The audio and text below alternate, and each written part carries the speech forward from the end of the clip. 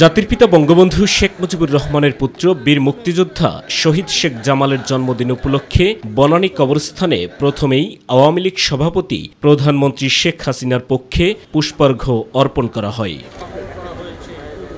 দলের কেন্দ্রীয় নেতাদের সাথে নিয়ে শ্রদ্ধা নিবেদন করেন আওয়ামী লীগ সাধারণ সম্পাদক ওবায়দুল কাদের।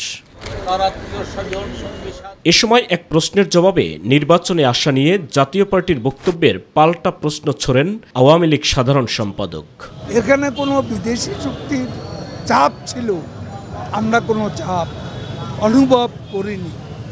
তিনি কোন কারণে কার চাপে ইলেকশনে এসেছেন সেটা তাকেই পরিষ্কার করে বলতে। দেশের উন্নয়ন নিয়ে বিএনপি নেতাদের বক্তব্যের জবাব দেন ওবায়দুল কাদের। পাকিস্তানের সঙ্গে তো প্রীতি তাদের, বন্ধুত্ব তাদের, সেই পাকিস্তানও আজ বাংলাদেশের উন্নয়ন দেখতে পায়, এতে রিজভিদেরই লজ্জা পাওয়া উচিত।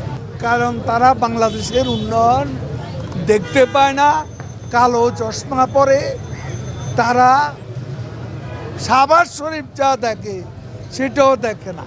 আওয়ামী লীগের শ্রদ্ধা নিবেদন শেষে বনানীর সমাধিতে ঢল নামে সর্বস্তরের নেতাকর্মীদের। শেখ জামালের জন্মদিন উপলক্ষে তার সমাধিতে শ্রদ্ধা নিবেদন করেন আওয়ামী লীগের সকল সহযোগী সংগঠনের নেতাকর্মীরা। সাইদুর রহমান আবির, মাই টিভি, ঢাকা।